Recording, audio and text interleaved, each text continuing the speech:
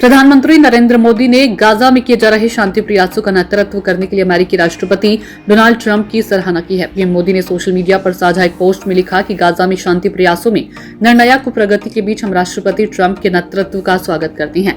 बंधकों की रिहाई के संकेत एक महत्वपूर्ण कदम है। भारत स्थायी और न्याय संगत शांति की दिशा में सभी प्रयासों का दृढ़ता से समर्थन करता रहेगा। ट्रंप ने दिया था हमास को अल्टीमेटम। अमेरिकी राष्ट्रपति डोनाल्ड ट्रंप ने गाजा में संघर्ष विराम के लिए एक 20 सूत्रीय शांति प्रस्ताव तैयार किया, जिसे इजराइल ने स्वीकार कर लिया। हमास ने भी बंधकों की रिहाई और गाजा की सत्ता नए फिलिस्तीनियों को सौंपने की बात मान ली है। हालांकि शांति प्रस्ताव के कई अन्य बिंदुओं पर अभी हमास ने चर्चा के बाद फैसला लेने की बात कही है। बता दें कि ट्रंप ने हमास को शांति प्रस्ताव पर फैसला लेने के लिए रविवार शाम 6 बजे तक का अल्टीमेटम दिया था। ट्रंप ने धमकी दी कि अगर हमास ने शांति प्रस्ताव स्वीकार नहीं किया तो उन्हें इसकी भारी कीमत चुकानी पड़ेगी। ट्रंप की धमकी के बाद हमास 7 अक्टूबर 2023 को बंधक बनाए गए इजरायली लोगों को रिहा करने के लिए तैयार हो गया है। हालांकि कई बिंदुओं पर अभी फैसला होना बाकी है, लेकिन बंधकों की रिहाई गाजा में शांति लाने के लिए बड़ा कदम है। इजराइल के 48 बंधक अभी हमास के पास है, जिनमें से करीब 20 की मौत हो चुकी है। बंधकों की 72 घंटे में रिहाई होनी है। इसके बदले में इजराइल गाजा में हमले रोकने के लिए तैयार हो गया है। साथ ही गाजा से इजरायली सेना की चरणबद्ध तरीके से वापसी की भी शर्त है। क्या है गाजा में संघर्ष को रोकने की ट्रंप की 20 सूत्रीय योजना? गाजा को आतंक मुक्त क्षेत्र बनाया जाएगा ताकि वह पड़ोसी देशों के लिए कोई खतरा न बने। गाजा का पुनर्निर्माण और विकास कार्य शुरू होगा, जिससे वहां के लोगों का जीवन बेहतर हो। जैसे दोनों पक्ष इस योजना को स्वीकार करेंगे, इजराइल तुरंत सैन्य अभियान रोक देगा और चरणबद्ध तरीके से गाजा से सेना हटाएगा। इजराइल के सार्वजनिक रूप से योजना स्वीकार करने के 72 घंटे के भीतर सभी बंधकों को रिहा किया जाएगा।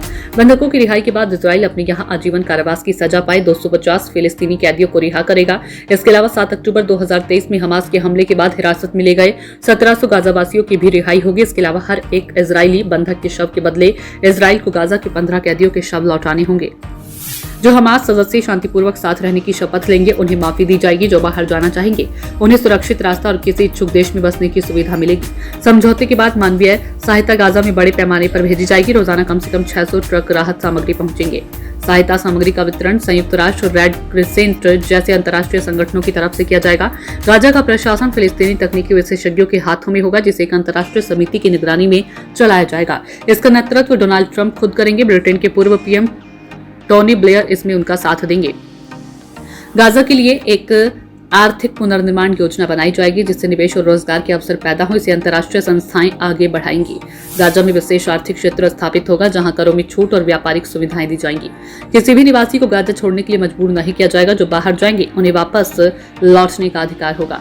गाजा की शासन व्यवस्था में हमास को कोई भूमिका नहीं मिलेगी और सभी आतंकी सुरंगें बांधने सैन्य ढांचे नष्ट किए जाएंगे। क्षेत्रीय देश ये सुनिश्चित करेंगे कि हमास और अन्य समूह समझौते का पालन करें। अमेरिका और उसके सहयोगी देशों की मदद से अस्थायी सुरक्षा बल गाजा में तैनात होंगे। ये सुरक्षा और स्थानीय पुलिस को प्रशिक्षण भी देंगे। इजराइल ना तो गाजा का विलय करेगा और ना ही स्थानीय कब्जा। अगर हमास प्रस्ताव को मानने से देरी करता है तो पहले आतंक मुक्त क्षेत्रों में योजना लागू होगी। इजराइल कतर पर हमला नहीं करेगा, जबकि अंतर्राष्ट्रीय समुदाय गाजा संकट में कतर की मध्यस्थता की भूमिका को मान्यता देगा। गाजा के लोगों को चरमपंथ से दूर करने के लिए धार्मिक और सांस्कृतिक कार्यक्रम चलाए जाएंगे। जब गाजा का पुनर्निर्माण और फिलिस्तीन प्राधिकरण का सुधार कार्यक्रम पूरा हो जाएगा, तब भविष्य में फिलिस्तीनी राज्य का रास्ता खुल सकता है। अमेरिका इजराइल और फिलिस्तीन के बीच लंबे समय तक के राजनीतिक समाधान पर बातचीत को बढ़ाएगा आगे।